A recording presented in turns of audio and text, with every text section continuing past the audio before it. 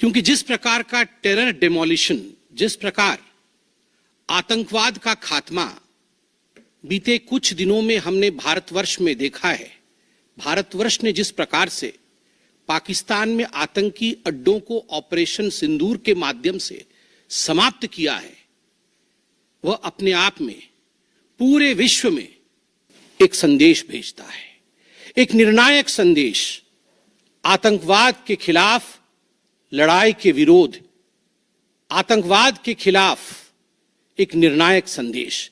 इसलिए आज का ये प्रेस कॉन्फ्रेंस, इसको संबोधित करते हुए मुझे गर्व की अनुभूति हो रही है। अदम्य साहस का परिचय दिया है भारत की सेना ने, अदम्य साहस। आज भारतीय जनता पार्टी और हम सभी कार्यकर्ता, आज सारा भारत धन्यवाद करता है भारत की आर्मी का, भारत की सेना का, भारत की एयरफोर्स का, भारत के नेवी का और उन तमाम जाबाज सेनानियों का जिनके कारण आज ऑपरेशन सिंदूर सफल हुआ है। अगर सही मायने में देखा जाए तो ऑपरेशन सिंदूर और उसके विषय में पूरा हिंदुस्तान आज जानता है, क्योंकि कई प्रेस कॉन्फ्रेंसेस हुए। कल भी तीनों डीजीएमओ ने मिलकर के देश को संबोधित किया और तमाम तथ्य जो देश जानना चाहता था उसे उन्होंने हमारे समक्ष रखा। मगर मुझे लगता है कि एक आम नागरिक के भाषा में, बहुत साधारण भाषा में आज मैं आपको बताना चाहूंगा कि ये जो ऑपरेशन सिंदूर हुआ है, किस प्रकार से इससे हिंदुस्तान आतंकवाद के खिलाफ लड़ने में एक निर्णायक भूमिका हिंदुस्तान ने अदा किया है। आप सभी जानते हैं 22 तारीख का वो दिन, that unfortunate day on 22 of April, जब पहलगाम में 26 लोगों का नृशंस हत्या कर दिया गया था आतंकवादियों द्वारा। वह आतंकवादी जो पाकिस्तान से आए थे, वह आतंकवादी जो पाकिस्तान द्वारा प्रशिक्षित किए गए थे, आतंकवादियों द्वारा प्रशिक्षित किए गए थे। उनमें 25 भारतीय थे और एक नेपाली नागरिक था। प्रधानमंत्री श्री नरेंद्र मोदी उस समय विदेश दौरे में थे, सऊदी अरब में थे। प्रधानमंत्री नरेंद्र मोदी तुरंत भारत लौट के आते हैं और उन्होंने जनता की बात को सुना। जनता ने उस समय एक मांग रखी कि आतंकवाद के ऊपर हमला हो, हमें बदला लेना है पहलगाम के इस आतंकवादी हमले का। प्रधानमंत्री ने बिहार की भूमि से ऐलान किया और यह वादा किया कि मैं वादा करता हूं कि जो आपकी इच्छा है कि आतंकवाद के खिलाफ हमला होगा, हम पहलगाम के इस आतंकवादी हमले का बदला लेंगे। We will avenge the death of 26 people. प्रधानमंत्री ने कहा यह जो बदला होगा, यह आतंकवादियों के कल्पना से बाहर का बदला होगा, और जो बदला हुआ वो आतंकवादियों के कल्पना के बाहर का बदला था। प्रधानमंत्री जी ने कहा कि हम घुस के मारेंगे और मिट्टी में मिलाएंगे आतंकवादी के ठिकानों को, और आतंकवादियों के ठिकानों को प्रधानमंत्री नरेंद्र मोदी जी के निर्णय ने और हमारे सेना के अदम्य साहस ने मिट्टी में मिलाने का काम किया। यह वादा प्रधानमंत्री नरेंद्र मोदी जी का था। 22 तारीख से 7 मई तक लगभग ये 14 दिन आप सभी ने देखा, पूरे भारतवर्ष में एक प्रकार से एक माहौल टेंशन का था, प्रेशर का था कि तुरंत निर्णय किया जाए, तुरंत एक्शन में आया जाए। बहुत सूझबूझ के साथ, सोच समझ करके, स्ट्रैटेजी के साथ। पाकिस्तान भी जानता था कि हमला होगा, एयर स्ट्राइक पहले हो चुका था, किस प्रकार सर्जिकल स्ट्राइक पहले हो चुकी थी। पाकिस्तान पूरी तरह जानता था कि इस बार भी छोड़ा नहीं जाएगा, मगर उसके बावजूद पाकिस्तान इतना दिमाग लगाने के पश्चात वह डेट नहीं जान पाया जिस दिन यह हमला होना था। 22 तारीख से 7 तारीख के बीच में कुछ नॉन मिलिट्री एक्शंस जिन्होंने पाकिस्तान को कमजोर किया, वह प्रधानमंत्री नरेंद्र मोदी जी ने और भारत की सरकार ने लिया। ये जो ऑपरेशन सिंदूर है, इसका एक मिलिट्री पोर्शन है तो एक नॉन मिलिट्री पोर्शन भी है।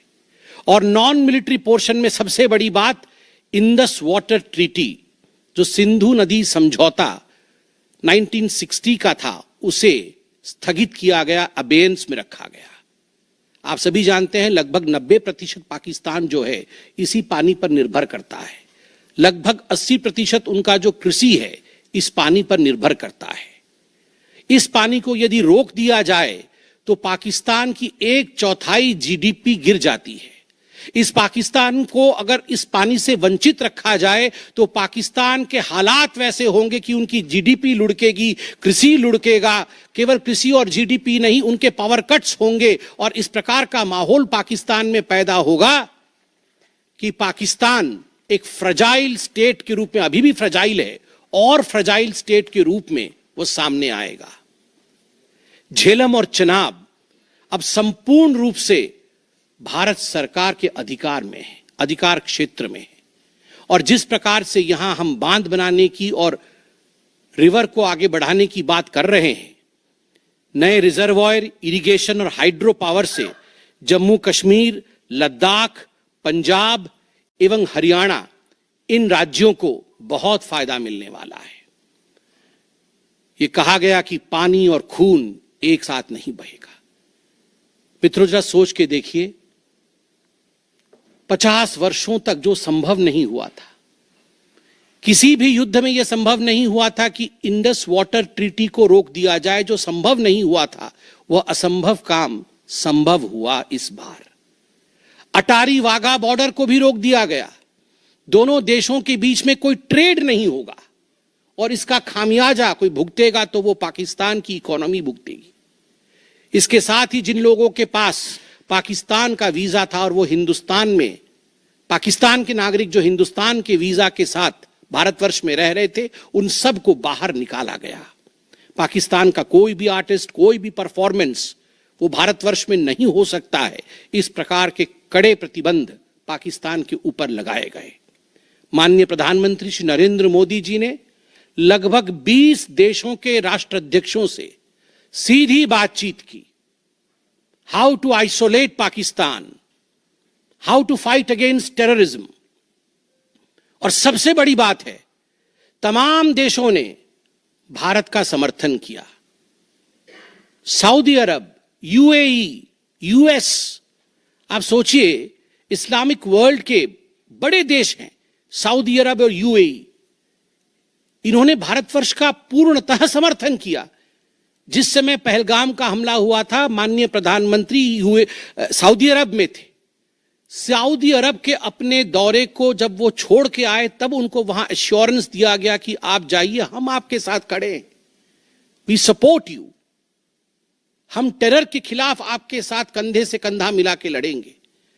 Pakistan was isolated. ये जो नॉन मिलिट्री एक्शन लिया गया, आज मैं कहना चाहता हूं कि 50 वर्षों से भी अधिक समय तक जो टूल्स कभी इस्तेमाल नहीं किए गए थे, जिस क्षेत्र में भारतवर्ष कभी नहीं गया था, वह टूल्स इस्तेमाल किए गए। और अपने आप में भारत के लिए यह बहुत बड़ी बात है। बहुत बड़ी बात है कि इंडस वाटर ट्रीटी को रोका गया, 20 से अधिक देशों का समर्थन, आतंकवाद के खिलाफ एक निर्णायक हमले की तैयारी। और 6 और 7 मई 2025 उस रात निर्णायक हमला होता है आतंकवाद के ऊपर। सभी जानते हैं कि 9 आतंकवादी ठिकाने जो पीओजेके में थे और पाकिस्तान में थे, उन्हें ध्वस्त किया गया। यह ऑपरेशन सिंदूर एक बहुत बड़ा दायरा तय करता है। इसने पूरे विश्व को दिखाया कि भारतवर्ष क्या कर सकता है। ऑपरेशन सिंदूर ने दिखाया कि केवल एलओसी नहीं, इंटरनेशनल बॉर्डर के पार जाके भी भारत पाकिस्तान के अंदर किसी भी टारगेट को प्रिसाइसली उस पर हमला कर सकता है और आतंकवाद के खौफ को समाप्त कर सकता है। इस पूरे ऑपरेशन का लक्ष्य क्या था, इसे समझने की आवश्यकता है। लक्ष्य क्या था?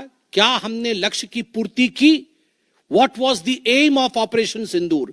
Did we achieve what we aimed for? क्या लक्ष्य था?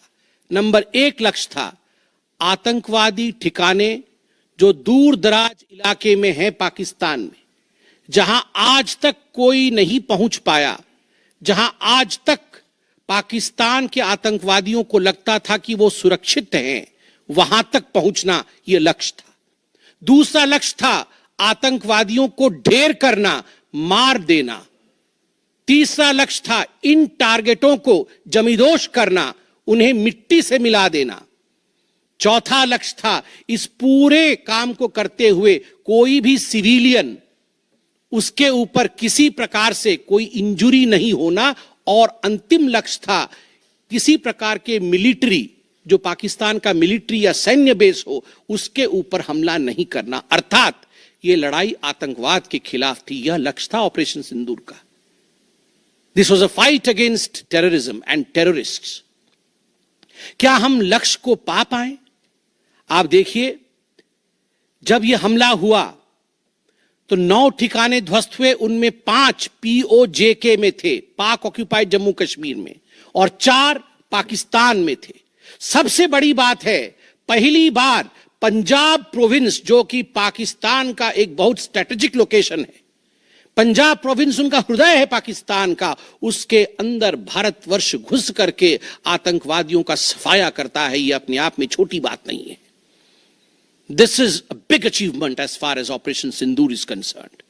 लश्कर-ए-तैयबा, जैश-ए-मोहम्मद, हिजबुल मुजाहिदीन, इनके ठिकाने ध्वस्त होते हैं। और मैं यहां वो नाम पढ़ना चाहूंगा।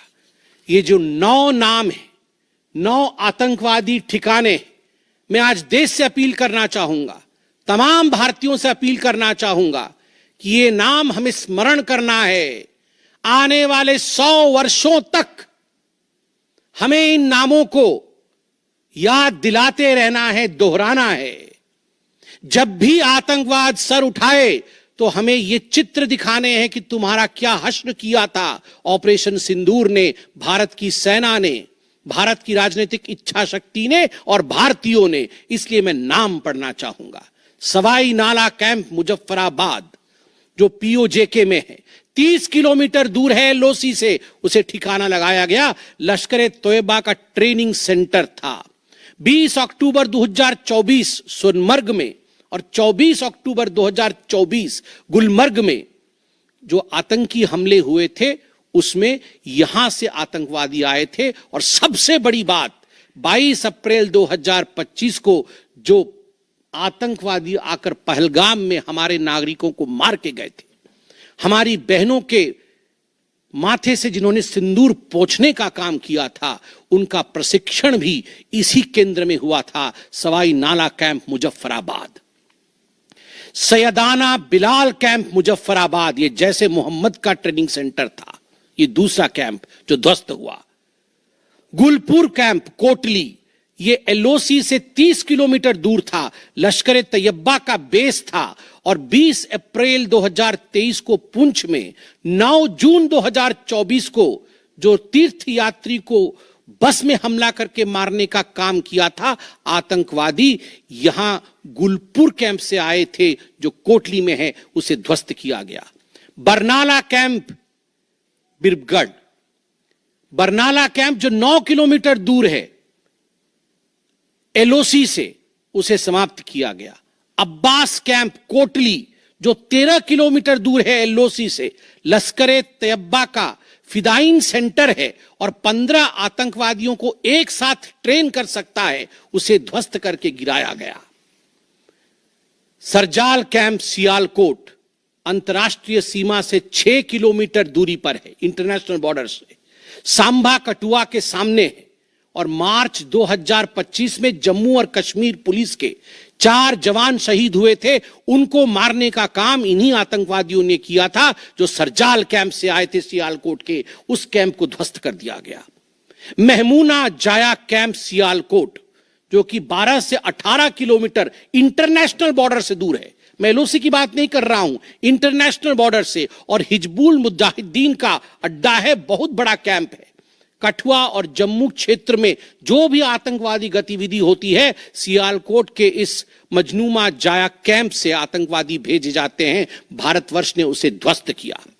मरकज तैयबा मुरीद के, जो कि अंतर्राष्ट्रीय सीमा से 18 से 25 किलोमीटर दूर है, 2008 के मुंबई का जो हमला हुआ था 26/11 के नाम से जिसे हम जानते हैं, उसमें जो आतंकवादी आए थे अजमल कसाब और डेविड हेडली, उनकी ट्रेनिंग मरकज तैयबा मुरीद के में हुआ था। और आज मैं फक्र के साथ कह सकता हूं, गर्व के साथ कह सकता हूं कि भारत की सेना ने, भारत की राजनीतिक इच्छा शक्ति ने और भारतीयों ने मरकज तैयबा मुरीद के को ध्वस्त किया है, समाप्त किया है।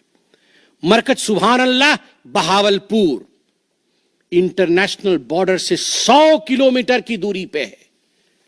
विश्व में किसी ने ऐसा नहीं सोचा होगा, पाकिस्तान ने तो सपने में भी नहीं सोचा होगा कि भारत की सेना के पास, भारत की एयरफोर्स के पास और भारत के राजनेताओं के पास ऐसी इच्छा शक्ति होगी कि इंटरनेशनल बॉर्डर से 100 किलोमीटर दूर घुस के वो हमारे आतंकी अड्डे को ध्वस्त कर सकते हैं। मरकज सुभान अल्लाह, जो कि जैशे मोहम्मद का मुख्यालय था, उस मुख्यालय को भारत की वायुसेना ने ध्वस्त किया। यह कोई छोटा विषय नहीं है।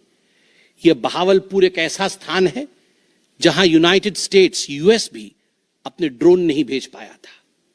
उस जगह पे भारत घुस के मारता है। आज का भारत, आज का नया भारत यही है। ये नाम, जो 9 नाम मैंने पढ़े, हमें याद रखने चाहिए, मगर उन नामों के साथ मैं कुछ और भी बताना चाहता हूं। जो आतंकवादी मारे गए, एक लक्ष्य था आतंक के ठिकानों को, आतंक के अड्डों को सफाई करना, ध्वस्त कर देना। दूसरा लक्ष्य था ऑपरेशन सिंदूर का, आतंकवादियों को चुन चुन कर मारना, उन्हें मिट्टी में मिलाना। 100 से अधिक आतंकवादी मारे गए, 100 से अधिक। मैं कुछ आतंकवादियों के नाम पढ़ता हूं जिनको कि हम डिस्कस करते थे डिबेट्स में, टीवी पे, यूएन में, जिनको कि यूएस ने भी कंडेम कर रखा था। मैं नाम पढ़ रहा हूं। मुदस्सर कादियान खास उर्फ मुदस्सर उर्फ अबू जुंदाल। अबू जुंदाल नाम से हम जानते थे इस आतंकवादी को। और जो लश्कर तैयबा का आतंकवादी था, वो मरकज तैयबा का जो मुरीदके में है, उसका इंचार्ज था। जब वो मरा तो उसके गार्ड ऑफ ऑनर, उसका जो जनाजा निकला, उसमें पाकिस्तान के आर्मी के अधिकारी थे, पाकिस्तान आर्मी के चीफ थे, पंजाब सीएम मरियम नवाज भी उसमें रही। आप सोचिए, ये एक सरकारी जमीन पर हुई और तमाम बड़े लोग, सरकारी लोग पाकिस्तान के उसमें शामिल हुए, जिससे कि यह सिद्ध होता है कि terror and the sponsors of terror are hand in glove together. आतंकवादी और जो आतंकवादियों को बढ़ावा देने वाले, वो एक साथ काम करते हैं। दूसरा, हाफिज मोहम्मद जमील, ये जैशे मोहम्मद का आतंकवादी है। ये ब्रदर इन लॉ, साला था मौलाना मसूर अजहर का, और इंचार्ज था मरकज सुभान अल्लाह बहावलपुर का, वह भी मारा गया।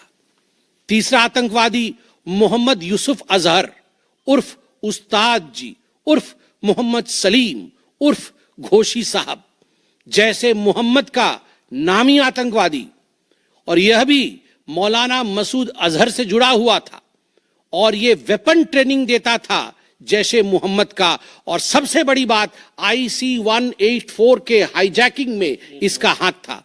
IC 814 के हाईजैकिंग में इसका हाथ था, वह भी मारा जाता है। चौथा आतंकवादी खालिद उर्फ अबू अक्स का। खालिद ये लश्कर तैयबा का आतंकवादी था, फैसलाबाद में मारा गया और वहां उसका फ्यूनरल होता है। अब मैं ये तस्वीर दिखाना चाहूंगा, आप ये तस्वीर देखिए। ये तस्वीर कोई साधारण तस्वीर नहीं है। यह तस्वीर है उन आतंकवादियों का जिनका जनाजा निकला। और इस तस्वीर में मैं दिखाना चाहूंगा कि ये जो खड़ा है सामने व्यक्ति, इस व्यक्ति का नाम है, ये LET का कमांडर है, लश्कर तैयबा का कमांडर है, अब्दुल रऊफ। अब्दुल रऊफ जो खुद एक स्पेशली डेजिग्नेटेड ग्लोबल टेररिस्ट, जिसको यूएस के ट्रेजरी बेंच ने डेजिग्नेट कर रखा है, अमेरिका के ट्रेजरी बेंच ने इसे आतंकवादी घोषित कर रखा है, वह सामने खड़ा है जनाजे में, और उसके पीछे जो खड़े हैं, मैं एक एक करके नाम पढ़ता हूं। लेफ्टिनेंट जनरल फैयाज हुसैन शाह, जो कि लेफ्टिनेंट जनरल है पाकिस्तान आर्मी के, मेजर जनरल राव इमरान सरताज, जो कि मेजर जनरल है पाकिस्तान आर्मी के, ब्रिगेडियर मोहम्मद फुरकान शब्बीर पाकिस्तान आर्मी के, डॉक्टर उस्मान अनवर आईजीपी पंजाब, और Malik Sohaib Ahmad Bharth, member of provincial assembly of Punjab. ये बड़े बड़े लोग, तथाकथित सरकार के बड़े बड़े लोग पाकिस्तान के आतंकवादियों के जनाजा में शामिल होने आए हैं, और जनाजे को लीड कर रहा है एक आतंकवादी, डेजिग्नेटेड आतंकवादी। और आप देखिए, ये बिफोर और आफ्टर, ये जितने भी मैंने आपको अभी आतंकवादी ठिकानों का नाम बताया, किस प्रकार उनकी परिस्थिति थी और क्या उनकी परिस्थिति हुई, यह इस तस्वीर से हम देख सकते हैं। तो उद्देश्य मैं बता रहा था, ऑपरेशन सिंदूर का उद्देश्य बहुत स्पष्ट था। उसका उद्देश्य था आतंकवाद के ठिकाने को ध्वस्त करना, आतंकवादियों को मारना और आतंकवाद के खिलाफ एक संदेश भेजना, और उसमें हम सफल हुए। पहली बार एक बात पूरे विश्व ने देखा कि पाकिस्तान का हर इंच भारत के पहुंच के अंदर है। कोई कोना पाकिस्तान का ऐसा नहीं है जो भारत के पहुंच से बाहर हो। और आप सोच के देखिए, पाकिस्तान का एयर डिफेंस सिस्टम फेल हो जाता है। पाकिस्तान का एयर डिफेंस सिस्टम फेल हो जाता है जिस समय 6 और 7 के रात के बीच ये पूरी कार्यवाही हो रही थी, रफाल विमान द्वारा स्काल्प और हैमर मिसाइल्स के माध्यम से 23 मिनट के अंदर, 23 मिनट्स के अंदर एक विंडो था, जिस विंडो के अंदर ये 9 के 9 आतंकवादी ठिकाने उन्हें ध्वस्त कर दिए गए। 23 मिनट में पूरा विश्व ने देखा कि भारत क्या कर सकता है। मुझे लगता है पूरे विश्व में इस प्रकार से 23 मिनट के अंदर इतने प्रेसिशन के साथ आतंकवादी ठिकानों पर हमला किसी देश ने पहले किया होगा। और जब यह पूरा एक्सरसाइज समाप्त हुआ, उसके बाद जब हमारे एमईए ने, हमारी आर्मी ने प्रेस कॉन्फ्रेंस किया, तो उसमें कुछ 4 शब्द बहुत महत्वपूर्ण थे। वो 4 शब्द हैं: controlled, precise, measured, non escalatory. हमने ये जो 9 अड्डे ध्वस्त किए, वो कंट्रोल्ड तरीके से ध्वस्त किए। प्रिसाइज, कोई सिविलियन अड्डा या कोई मिलिट्री टारगेट नहीं था, प्रिसाइज टारगेट था, आतंकवादी ठिकाने, उनको ध्वस्त कर दिए। मेजर्ड, जितना ध्वस्त करना था उतना ध्वस्त किया, उसके अगल बगल के किसी स्ट्रक्चर को ध्वस्त नहीं किया। जहां आतंकवादी थे उनके ठिकाने में घुस के उनको मार के निकले। और नॉन एस्केलेटरी, मतलब युद्ध को बढ़ाने वाला नहीं, नॉन एस्केलेटरी, क्योंकि the primary escalation was Pahalgam. जो मूल एस्केलेशन था वो 22 अप्रैल को पहलगाम में पाकिस्तान ने किया था, हमने रिएक्ट किया नॉन एस्केलेटरी। ये 4 शब्द अपने आप को परिभाषित करते हैं कि ऑपरेशन सिंदूर का लक्ष्य क्या था। ऑपरेशन सिंदूर का जो लक्ष्य था, ऑपरेशन सिंदूर ने उसे 100% पूर्ण किया, 100% पूर्ण किया। इसलिए आज हिंदुस्तान, भारतवर्ष गर्व के साथ कह सकता है कि ऑपरेशन सिंदूर एक ऐसा ऑपरेशन था जो 100% सक्सेसफुल था। और जितने हमारे जाबाज पायलट्स गए थे राफेल के साथ, उतने लौट के आए और आतंकवादी ठिकानों को ध्वस्त करके आए, और किसी सिविलियन को नहीं मारा, किसी मिलिट्री बेस को नहीं मारा। मगर दुखद है, जैसा कि पाकिस्तान से एक्सपेक्टेड है, पाकिस्तान उसके पश्चात रिटेलिएशन करता है, पाकिस्तान अपने ड्रोन्स इत्यादि भेजता है, मगर भारत की सिस्टम ने पाकिस्तान के इन ड्रोन्स को, इन मिसाइल्स को हवा में ही समाप्त कर दिया। और सबसे बड़ी बात है, एयर डिफेंस सिस्टम लाहौर का 7 और 9 तारीख के बीच लाहौर के एयर डिफेंस सिस्टम को समाप्त करने का काम हिंदुस्तान ने किया। और 9 और 10 तारीख के बीच, 9 मई और 10 मई के बीच 11 एयर बेसेस को, पाकिस्तान के 11 एयर बेसेस को ध्वस्त करने का काम भारतवर्ष ने रिटेलिएशन में किया। जब पाकिस्तान ने भारतवर्ष के ऊपर एस्केलेशन किया तो भारतवर्ष ने 11 एयर बेसेस को समाप्त किया। इन एयर बेसेस के नाम भी हमें याद रखने चाहिए। तमाम भारतीयों को वो 9 नाम आतंकवादी ठिकाने याद रखने चाहिए, स्मरण होना चाहिए। और ये जो 11 एयरबेस हैं, हिंदुस्तान अपने पर आ जाए तो क्या कर सकता है अपने लोगों को बचाने के लिए। ये 11 नाम भी मैं पढ़ता हूं। नूर खान, ये नूर खान वह एयरबेस है जहां पर एयर टू एयर रीफ्यूएलिंग करने की क्षमता है। हवा में उड़ रही हो अगर आपका विमान, तो एयर टू एयर रीफ्यूएलिंग यही नूर खान से हो सकती है। जब भारत ने नूर खान को ध्वस्त किया तो जो जहाज थे पाकिस्तान के, उनके पास वो क्षमता नहीं रही कि वो हवा में अधिक समय तक युद्ध कर सके, उन्हें नीचे उतरना ही पड़ा।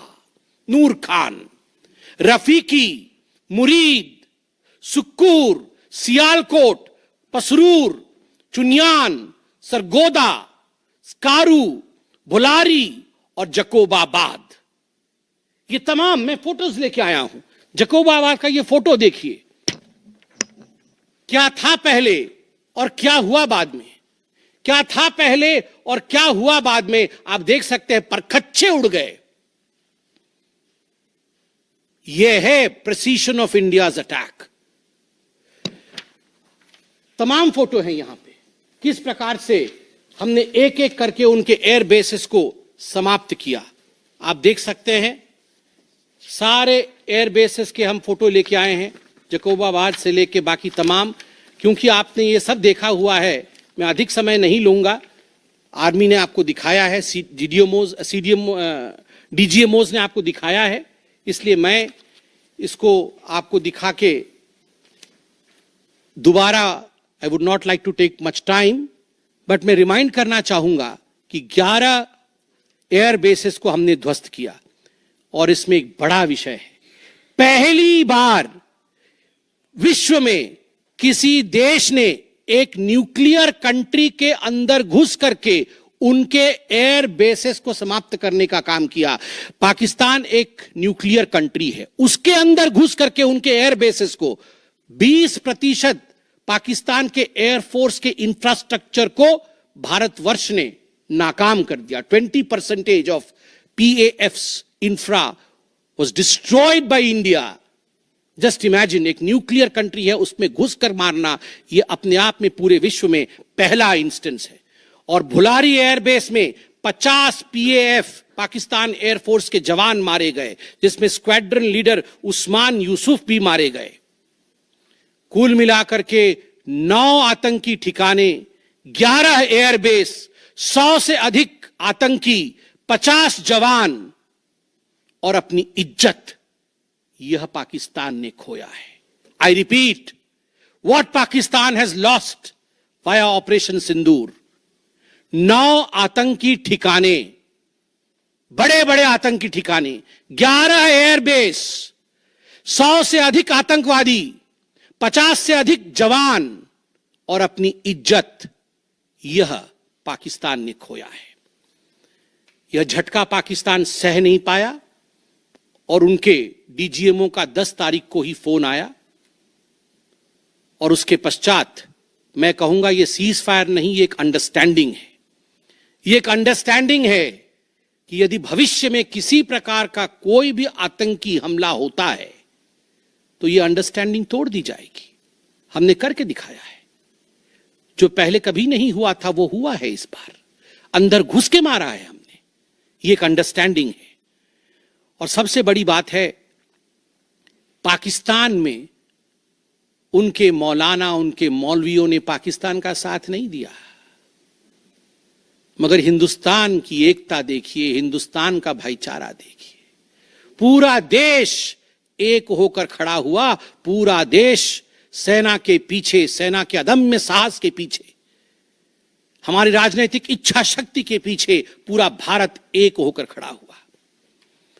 और आज मैं कहना चाहता हूं कि आज पाकिस्तान पूरे विश्व में अलग थलग पड़ा है।